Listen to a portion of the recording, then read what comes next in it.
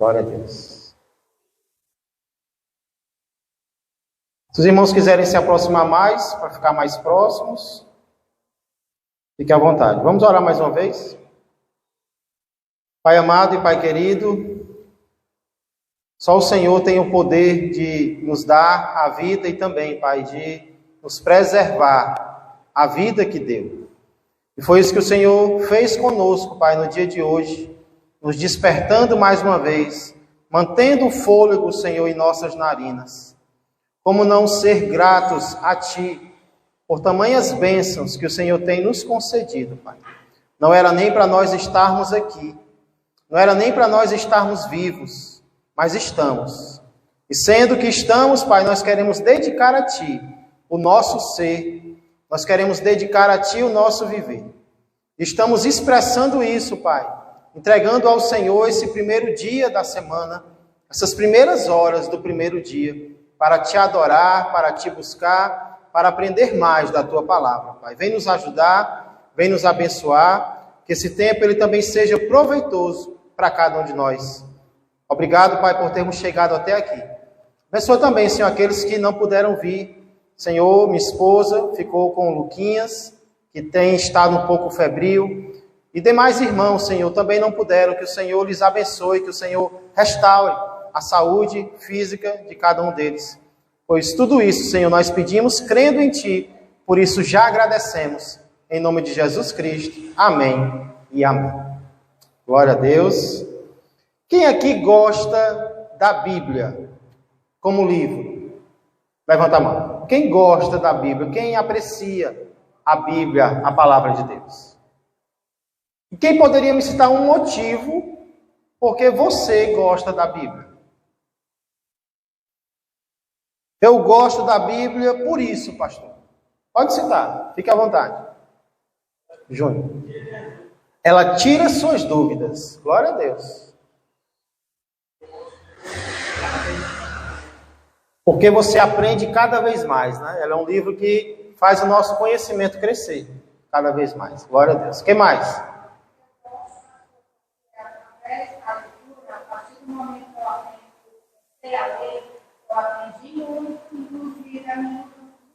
Glória a Deus. Não apenas cresceu em conhecimento, mas também a vida tem se modificado à medida que vai lendo a palavra de Deus, né? Mais alguém?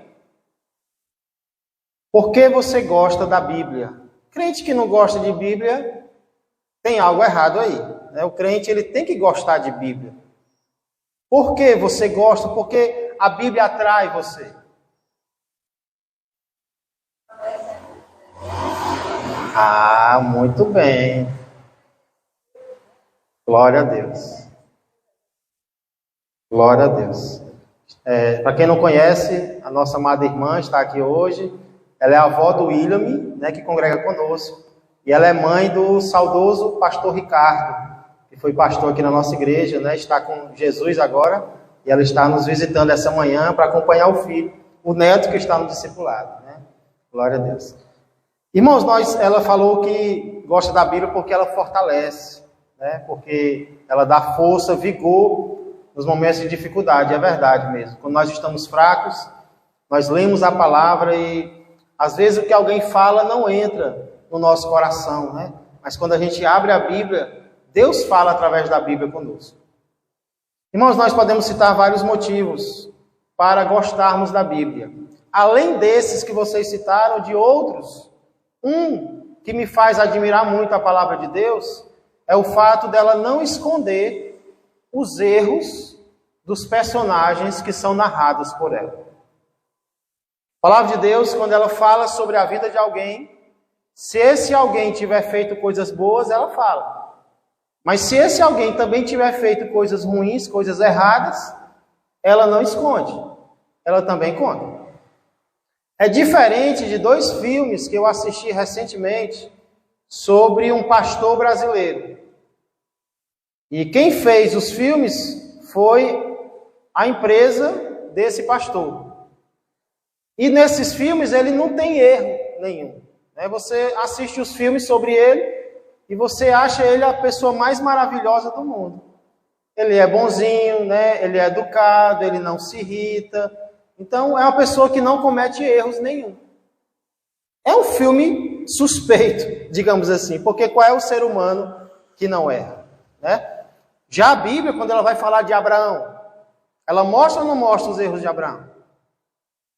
Quando ela vai falar de Isaac, quando ela vai falar de Jacó enganando o próprio irmão, quando ela vai falar de Moisés, Moisés matou um homem e ainda escondeu o corpo, ocultação de cadáver, assassinato, ainda teve ocultação de cadáver. Quando ela fala de Davi, Davi adulterou, mandou assassinar um homem e vários outros erros, se orgulhou em algum momento da sua vida, né? Pedro foi muito usado por Deus, não foi? Mas Pedro errou? E como é que nós sabemos que Pedro errou? Porque a Bíblia conta os erros de Pedro. A Bíblia só não conta os erros de Jesus. Por quê? Porque Jesus não teve erros. Jesus é perfeito. Mas até de Paulo, a Bíblia mostra o erro.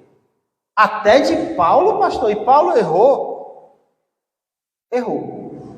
E hoje nós vamos ver o texto que mostra o pecado de Paulo.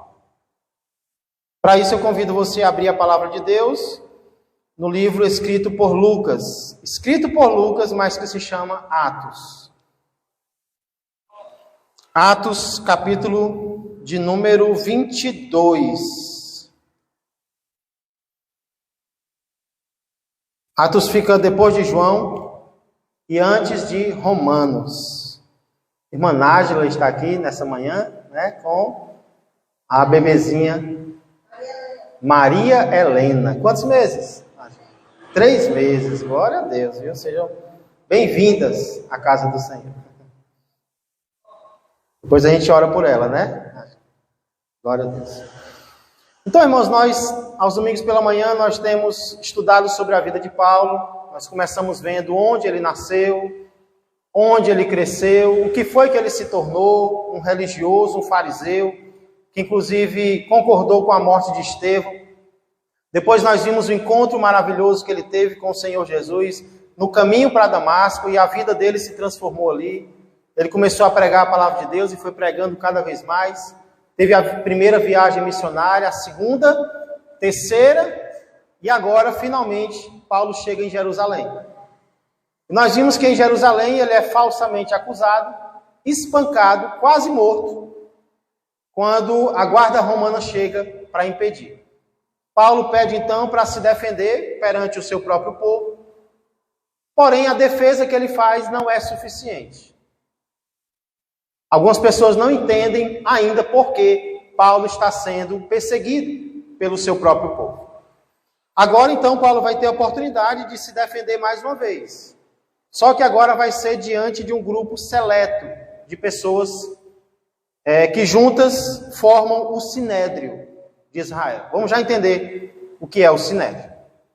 Então essa passagem na qual nós vamos meditar, que vai de Atos 22, verso 30, até Atos 23, verso 10, nós iremos ver um erro que Paulo cometeu e uma estratégia que Paulo usou.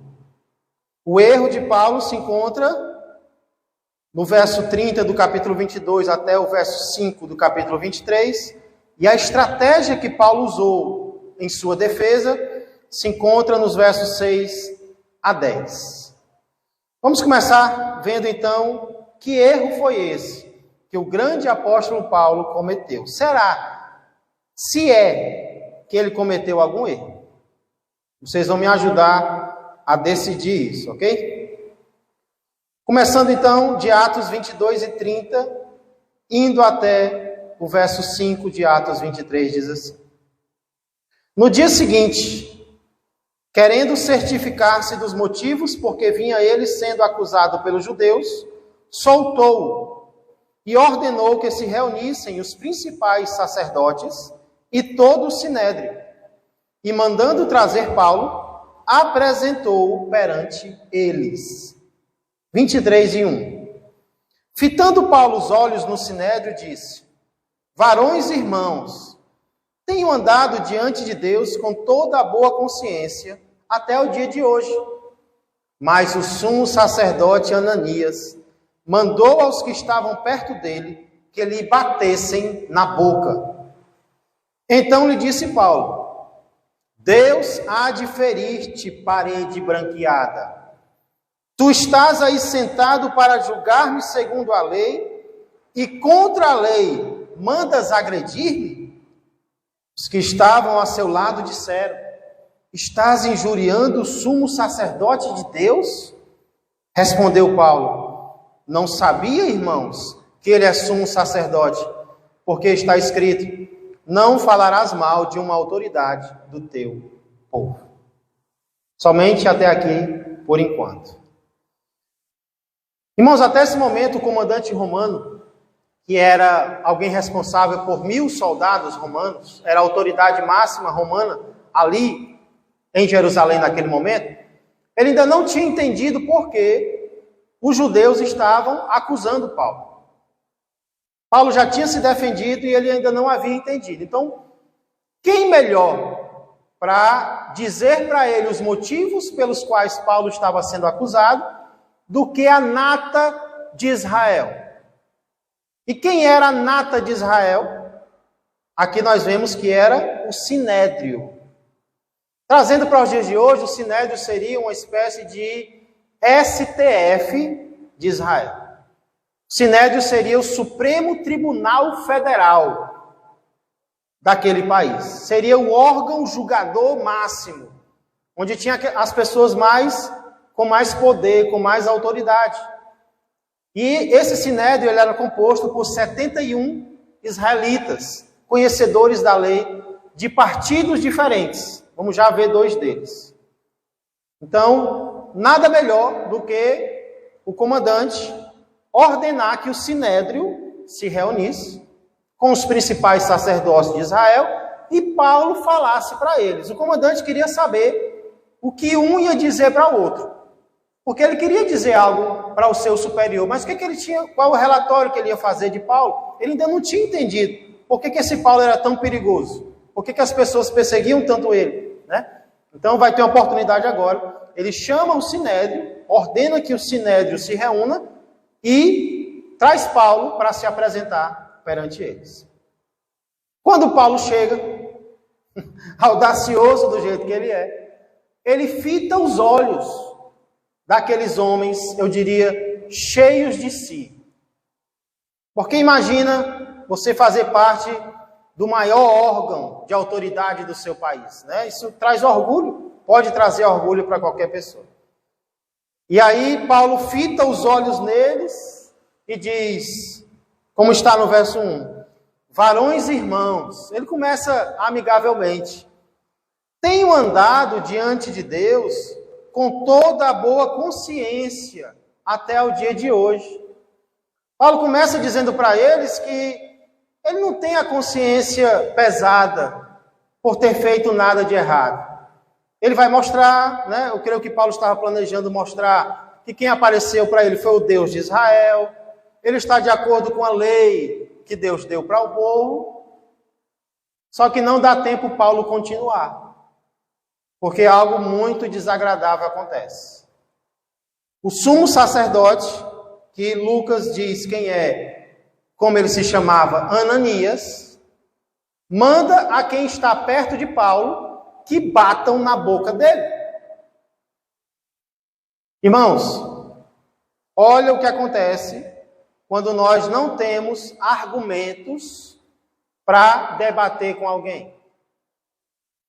O que é que acontece quando nós não temos o que dizer para alguém ou sermos contra o que alguém faz ou fala? Qual é a estratégia que muitas vezes se usa? Agressão. Agressão. Ele nem suporta ouvir Paulo continuar a falar. Ele acha que aquilo é mentira, ele não concorda e manda agredir Paulo. Precisamos ter cuidado com isso. Algo que nós não podemos fazer é partir para a agressão, porque nós não estamos suportando o que alguém está dizendo, ou nós não temos palavras para argumentar com alguém. Se nós não tivermos cuidado, nós vamos partir para a agressão, seja física, como aqui, ou verbal, né, que também é muito grave. Aqui é a agressão física.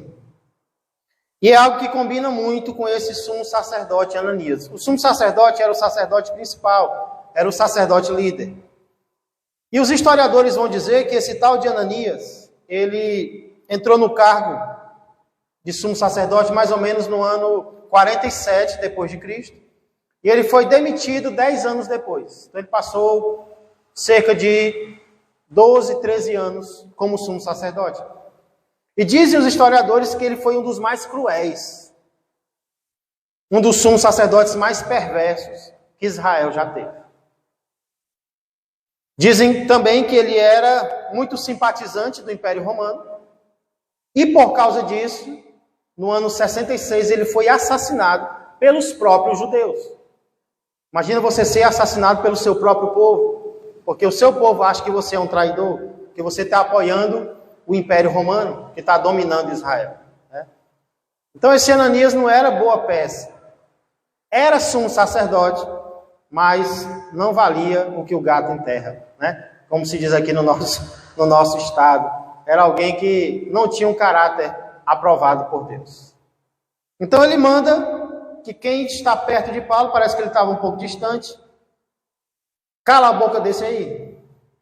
E a palavra usada aqui para bater não é aquele tapa de inglês, né? Aquele tapa só para... Não, a palavra aqui é murro, na boca mesmo, assim, nos dentes, para botar para dentro, né? Irmãos, eu não sei, eu não entendi aqui se Paulo realmente apanhou, ou se foi apenas a ordem, aí Paulo já partiu para o ataque, né? Mas o que eu sei é que foi isso que ele fez. Depois que Ananias dá a ordem, Paulo parte para o contra-ataque. E aí ele diz que Deus há de ferir aquele que deu a ordem para bater nele. Deus há de ferir-te. Alguns veem aqui uma profecia de Paulo que teria se cumprido quando Ananias foi assassinado pelos próprios judeus. Mas é interessante como ele chama Ananias, parede branqueada. Isso não é um elogio. Parede branqueada é uma parede pintada de cal. Ou seja, é uma forma de chamar alguém de falso. Seu falso. Hoje seria assim: Deus há de ferir-te, seu hipócrita, seu falso. Na Bíblia, a parede branqueada é uma parede que está quase caindo, mas está pintadinha, está bonitinha, né? Então é aquela pessoa que por dentro tem o seu caráter ruim, destruído, quebrado, mas por fora é aquela pessoa bonitinha, né? Então, se você quiser chamar alguém de falso, biblicamente falando, você chama ele de parede branqueada, e ele nem vai entender, talvez vai achar que é uma coisa boa, né? Mas não é, eu estou brincando, não chamo ninguém assim não. Porque, biblicamente falando, é hipócrita, seu falso. Tem até texto na Bíblia que fala sobre isso, né? Uma parede estava quase caindo, o povo ia lá e pintava sepulcro caiado. Jesus não fala sobre sepulcro caiado? É um sepulcro pintado de branco. Mas por dentro tem o quê? Só podridão, né? Só morte. Mas por fora, tá bonitinho. Então, é isso que Jesus condenou muitas vezes e que nós temos que fugir disso, da hipocrisia. De parecermos pessoas boas, pessoas que amam a Deus, mas por dentro só tem maldade, só tem podridão, só tem pensamento ruim. Deus sabe disso. Deus não quer que nós sejamos assim. Mas é disso que Paulo chama o homem.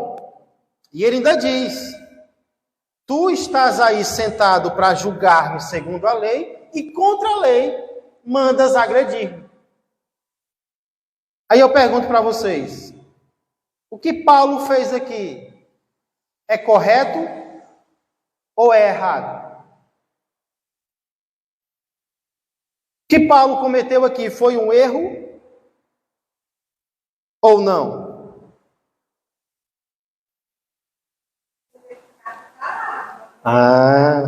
Era para ele ter ficado calado. Quem foi que ficou calado quando foi agredido? Jesus Cristo. E o que foi que Jesus Cristo ensinou lá em Mateus 5,39? Quando te ferirem numa face, volta a outra. Né? Não quer dizer que você vai virar o rosto, literalmente, mas você vai mostrar o outro lado da agressão. Você não vai revidar agressão com agressão. Vai acabar onde isso? No cemitério. Violência gera... A gente aprende isso lá na 5ª série, né? Violência gera violência, é verdade. Se você responde uma violência com outra violência, isso vai acabar em morte. Paulo, desde o começo, está tudo existindo dois argumentos, né? Falava do conjunto, depois ele estava falando da cruz, né? Até quando estava falando dele, e para falar, falou com a multidão e falou com soldados. É verdade. É verdade. Paulo, muitas vezes, ele tinha o controle da situação, né? Porém, o caso aqui é que Paulo acaba agindo contra o costume dele mesmo. E qual era o costume de Paulo? Alguém lê para mim? 1 Coríntios 4:12. Olha o que Paulo costumava fazer.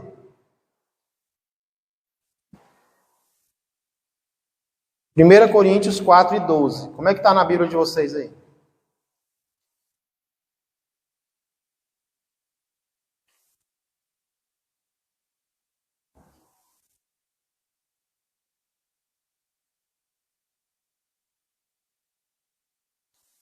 Alguém achou?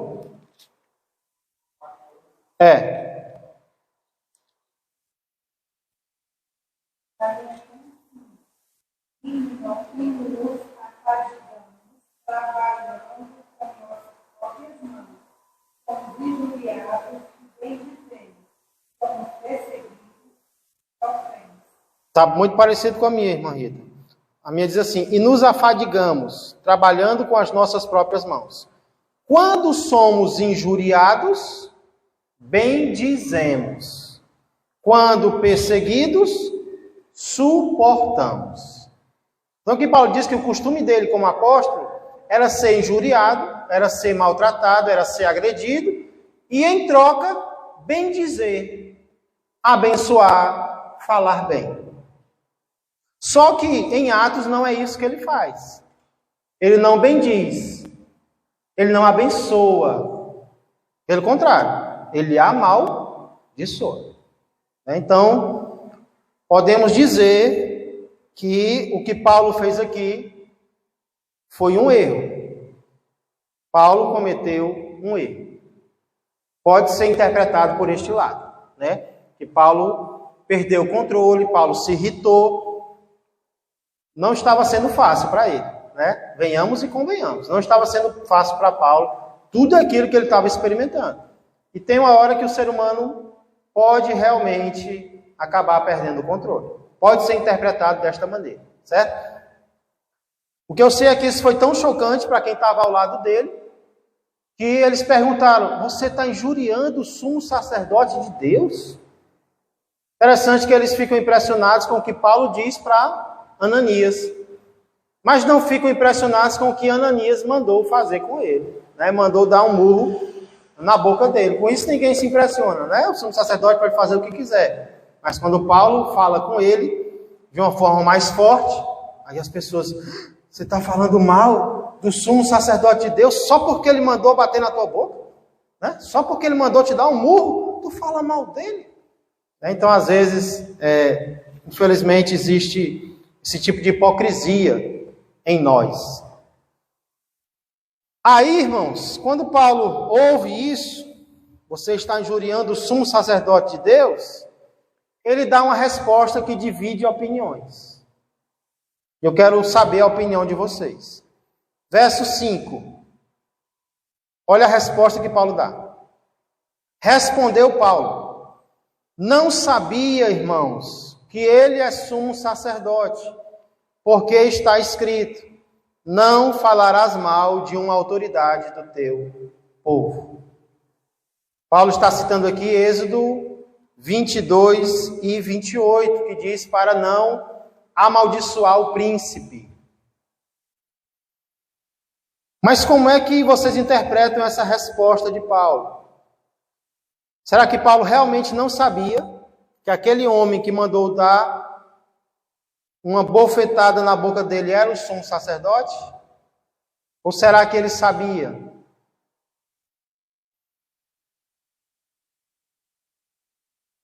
Que dúvida cruel, hein? Irmãos, há quem diga que Paulo não reconheceu Ananias. Algumas cartas de Paulo dão a entender que ele tinha um problema de visão. Talvez por causa dos muitos espancamentos que ele sofreu, ele acabou ficando com problema na vista. Há quem diga que contribuiu para isso o fato do sumo sacerdote não estar com as roupas de sumo sacerdote, porque parece que foi uma reunião ali meia marcada em cima da hora. Aí ele não veio, o sumo sacerdote não veio com as roupas, aquelas roupas bem chiques, né? Próprias do sumo sacerdote. Então Paulo não sabia que aquele homem era o sumo sacerdote de Israel. Aí ele diz: eu não sabia que esse aí era o sumo sacerdote. Por quê? Porque se eu soubesse, eu não teria dito, não teria falado mal dele. Será que Paulo realmente não sabia? Outros acham que, na verdade, ele está sendo aqui irônico. Como assim? Eu não sabia que um sumo sacerdote podia fazer isso, não. Ele é sumo sacerdote? Eu não sabia que ele podia mandar bater nos outros, né? Como se fosse ainda Paulo irritado, usando de ironia para com o sumo sacerdote. Até porque aqui ele não pede perdão. Ele não diz: pois me perdoe, né? Ou então me desculpe, como alguns crentes falam hoje. O certo é me perdoe. Me perdoe porque eu falei mal de você, porque eu disse isso. Paulo não pede perdão. Então eu acredito, não sei vocês, mas eu acredito que ele está sendo irônico aqui. Eu não sabia que ele é sumo sacerdote, porque ele não está agindo como tal. Porque se ele estivesse agindo, a Bíblia manda não falar mal de uma autoridade do seu povo.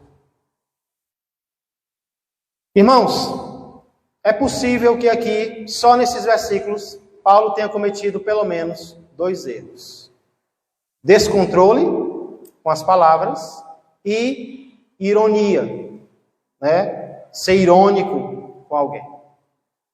Pelo menos um ele cometeu. Os comentaristas, os estudiosos da Bíblia concordam que pelo menos um erro ele cometeu. Ele deveria ter, como a irmã falou, né? Deveria ter se controlado, deveria ter ficado calado, então ter bendito, ter abençoado aquela pessoa. Existe na psicologia, não sei se vocês já ouviram falar, os 4 temperamentos.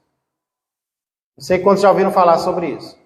Mas na psicologia, segundo alguns psicólogos, né, não é algo confirmado, são teorias. A teoria dos 4 temperamentos. Tem 4 temperamentos. São eles o sanguíneo, o colérico, o fleumático e o melancólico. De acordo com as características físicas, cada ser humano vai ser mais uma coisa ou outra. O que é o sanguíneo? É aquela pessoa impulsiva, é aquela pessoa guiada pela emoção. É aquela pessoa extrovertida que fala com todo mundo, mas também de uma hora para outra pode ficar triste, pode ficar com medo. Isso é o sanguíneo. O fleumático é aquela pessoa calma, aquela pessoa que analisa as coisas, né? Que está sempre sob controle. São professores, são administradores, pessoas autocontroladas, digamos assim, na maioria das vezes. Tem também o melancólico, são aquelas pessoas muito talentosas, mas que muitas vezes estão para baixo, são introvertidas, não se associam muito, mas quando fazem algo, fazem bem feito. Normalmente músicos são assim, artistas, né, são melancólicos. Pessoas que às vezes têm pena de si mesmo, ninguém gosta de mim, e por aí vai. E tem o colérico. Colérico vem de cólera, né? Raiva, ira.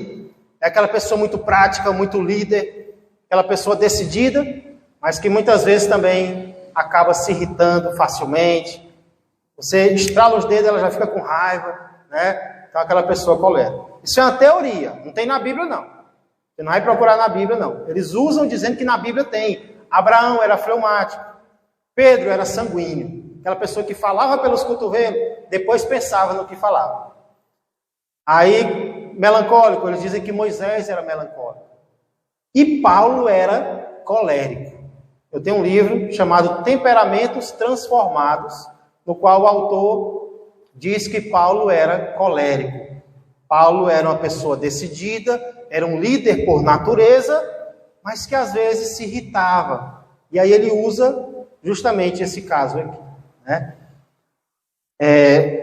Como eu disse, essa teoria dos temperamentos ela não está na Bíblia, é algo mais da psicologia moderna, mas a gente vê que realmente Paulo tem algumas dessas características, né?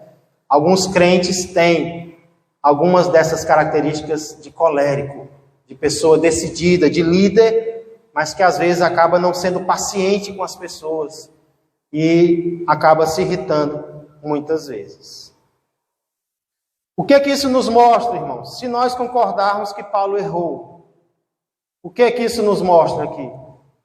Isso nos mostra que perfeito somente Jesus.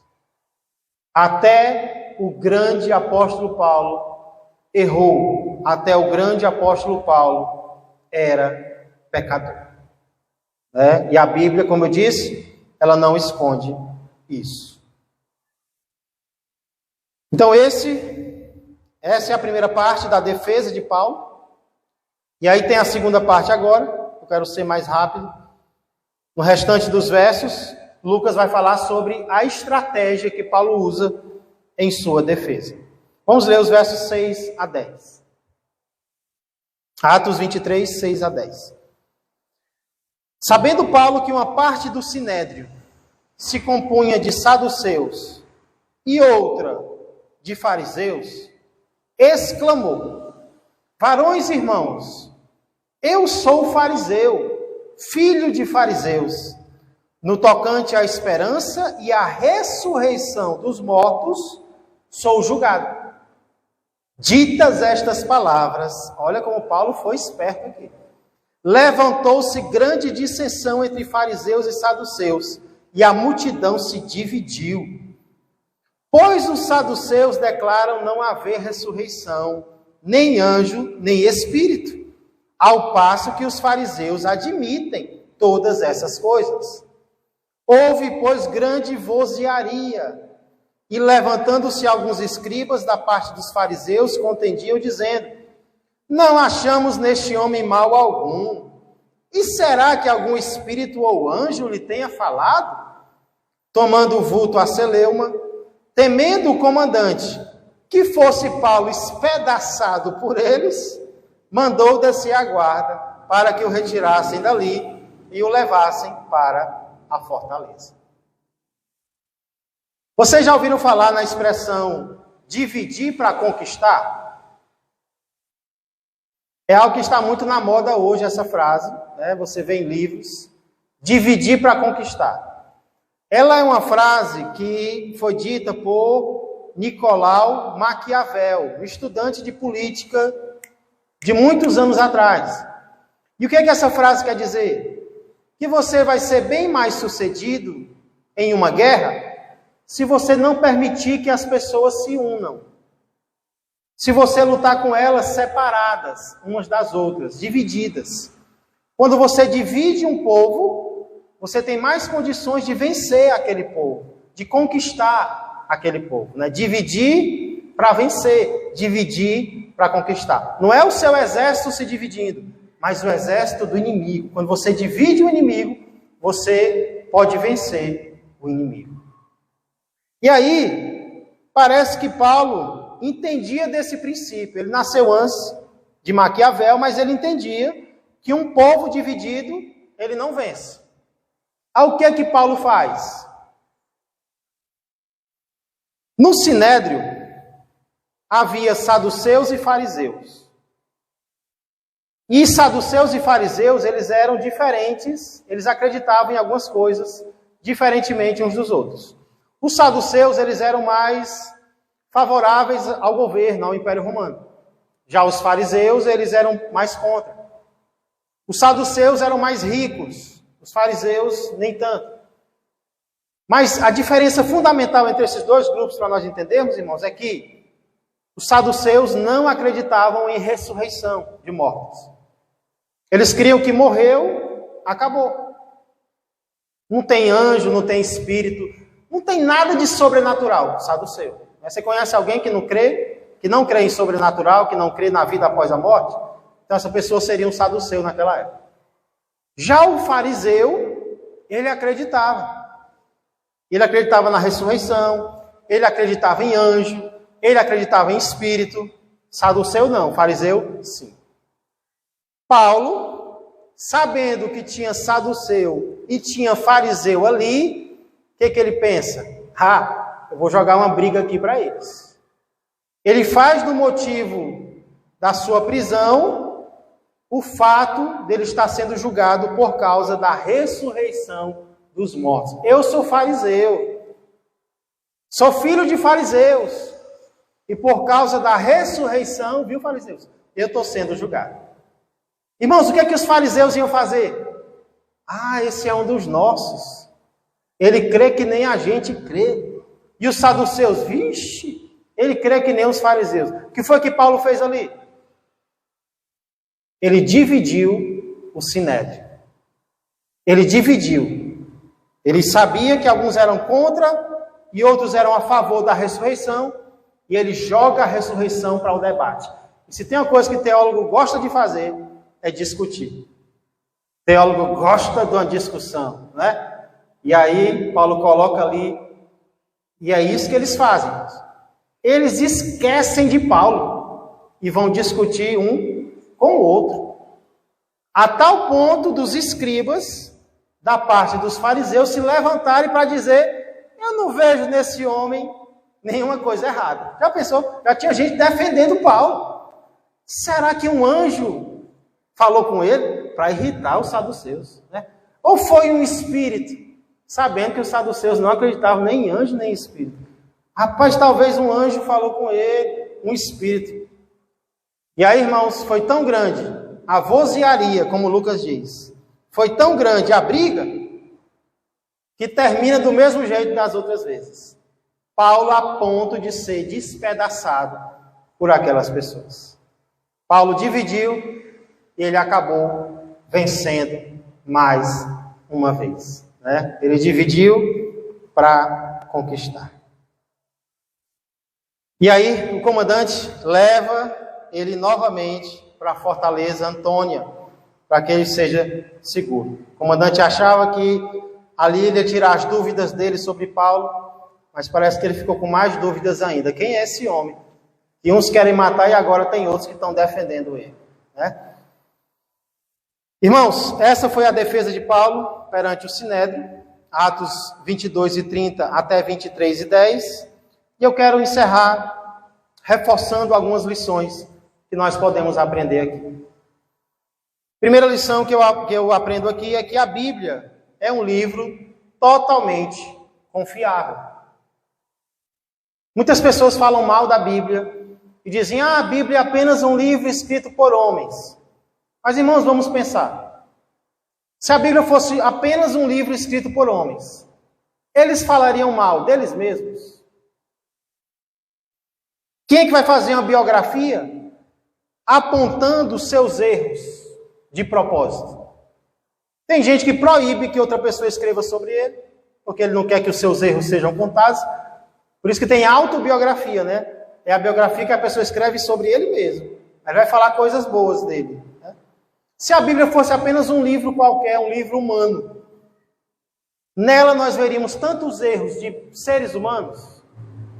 Claro que não. Se na Bíblia tem tantos erros de seres humanos, é porque a Bíblia não é um livro humano. A Bíblia é um livro inspirado por Deus, para mostrar para o ser humano que ele realmente é pecador, miserável, diante de Deus, precisando de salvação.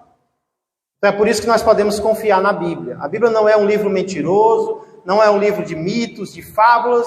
Na Bíblia não tem um herói. Davi não é o herói, Moisés, Paulo não. O herói é Deus, que usa estas pessoas para realizar a sua obra. Toda honra e toda glória é do Senhor. Daí vem a segunda lição que eu tiro, que é que o único que merece a nossa adoração e confiança é Jesus. Isso não quer dizer que nós não podemos honrar os servos de Deus, né? Os católicos têm uma ideia errada sobre nós cristãos, sobre nós evangélicos. Eles acham que nós temos raiva de Maria. Mas, irmãos, qual é o crente que tem raiva de uma mulher que Deus escolheu para gerar o seu filho no mundo? Não tem como nós termos raiva de Maria. Eu admiro Maria. Eu admiro Pedro, eu admiro Paulo, Davi, em vários momentos da vida deles. Mas eu não adoro nenhum deles. Eu não reverencio nenhum deles. Por quê? Porque eu sei que todos foram falhos. Todos foram pecadores. O único que não cometeu nenhum erro sequer foi o nosso Senhor e Salvador, Jesus Cristo. É por isso que nós confiamos nele para sermos salvos. Porque ele fez o que nós não conseguimos fazer. Adão caiu no paraíso. Jesus venceu no deserto. Jesus venceu onde nós perdemos.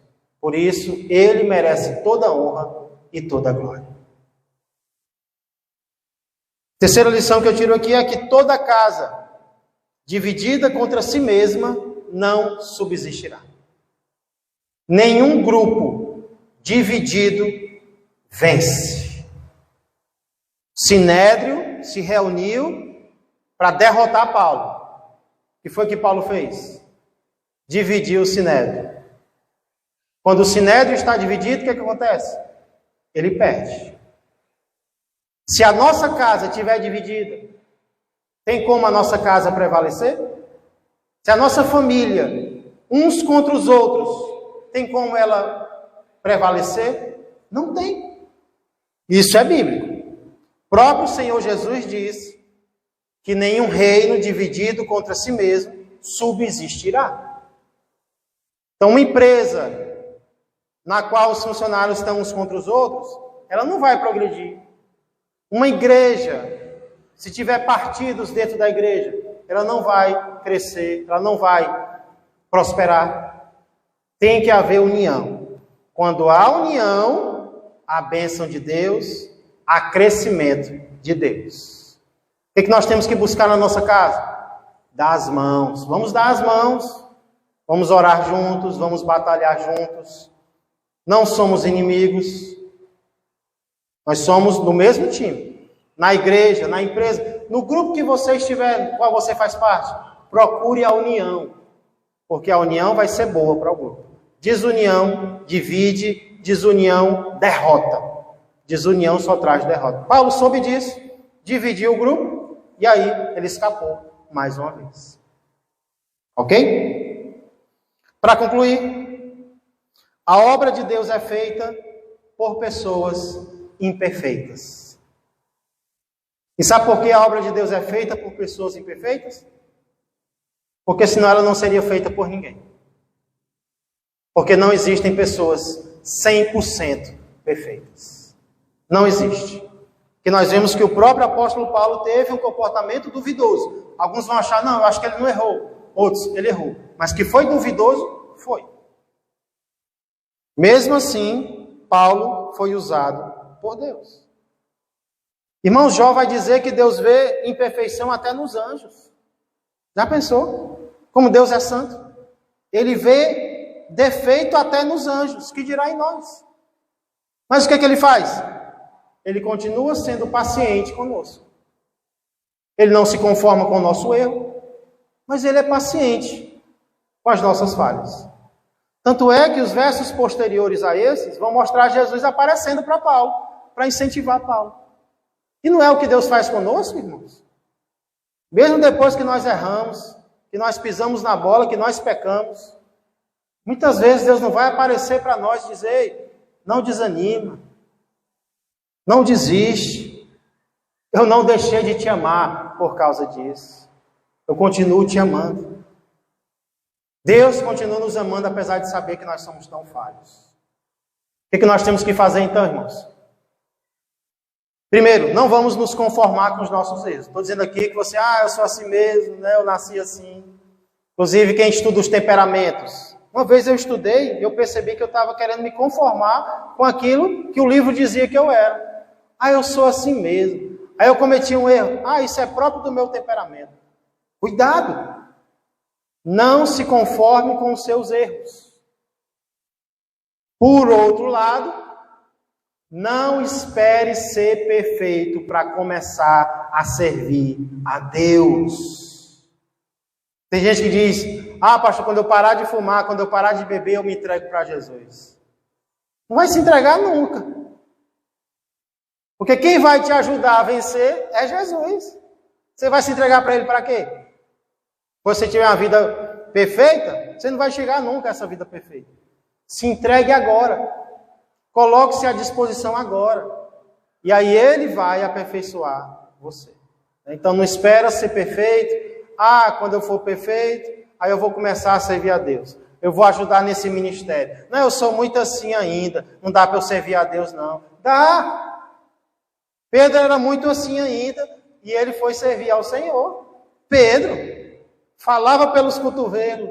Dizia o que não devia. Deus colocou ele como líder dos apóstolos. É melhor um Pedro sincero do que um Judas falso, né? Que beija e trai. Pedro pelo menos dizia a verdade. E Deus foi colocando Pedro nos eixos, né? Então, não espera ser perfeito para servir a Deus. Não se conforme. Tente mudar, mas não espere perfeição. De você e também não espere dos outros. Porque, irmãos, precisamos ter cuidado. Isso existe muito no meio do povo de Deus. Às vezes nós não nos achamos dignos de estar servindo. Nos sentamos para criticar quem está fazendo alguma coisa. Nós queremos perfeição de quem está fazendo algo. Ora, se nós não somos perfeitos, os outros vão ser? Também não. Então temos que ser pacientes, saber elogiar, saber dizer muito bem feito. Não quando cair, mas quando fizer bem. Bem feito, parabéns.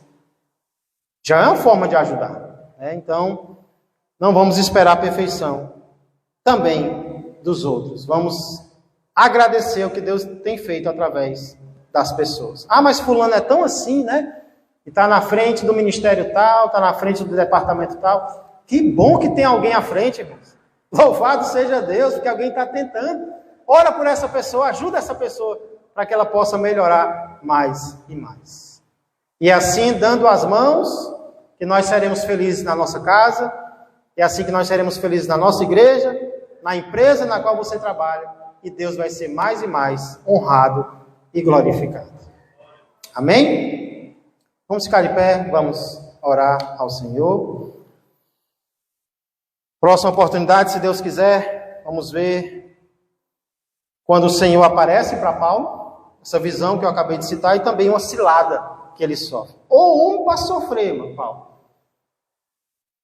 Dá pena, né? A gente acha que a gente sofre muito. Sofremos também, né? Mas Paulo sofreu mais do que nós. Por isso, ele é um exemplo para nós. Senhor Deus e amado Pai, obrigado, Senhor, por este momento. Obrigado pela Tua palavra. Senhor, no início eu fiquei pensando, que lições nós podemos tirar dessa passagem? E aí, quando terminei de meditar, o Senhor me mostrou tantas coisas, tantas lições importantes, aplicações importantes para a nossa vida, sobre nós mesmos, sobre a nossa casa, sobre a nossa igreja, empresa, sobre o nosso bairro, sobre os outros, sobre o Senhor. Pai, tanta coisa importante nós aprendemos aqui, ajuda-nos a colocarmos em prática, a não nos conformarmos com as nossas imperfeições, mas também, Senhor, a Te servirmos, Senhor, enquanto tivermos oportunidade, enquanto tivermos tempo. E também, Senhor, sermos misericordiosos com os outros, que muitas vezes, Pai, estão tentando fazer algo, e às vezes tem alguém para apitar, tem alguém para tentar impedir, Pai. Dai-nos sabedoria em relação a isso, para sermos, Senhor, misericordiosos, graciosos com os outros. Obrigado pela Tua palavra, obrigado por tudo que o Senhor fez através do apóstolo Paulo e pode fazer também através das nossas vidas. Agora nos despede para os nossos lares em paz e que a nossa volta seja de proteção e também, Senhor, logo mais à noite nós possamos retornar para nos ajuntarmos, Senhor, mais uma vez e Te adorarmos de todo o nosso coração. Abençoa o restante deste dia, seja com os nossos familiares, aqueles que já se entregaram a Ti, que sejam fortalecidos, e os que ainda não, Pai, sejam quebrantados mais e mais em Tua presença. Eu desejo tudo isso e peço que a graça do Senhor Jesus, que o amor do Pai e que a comunhão do Espírito Santo permaneçam e cresçam mais e mais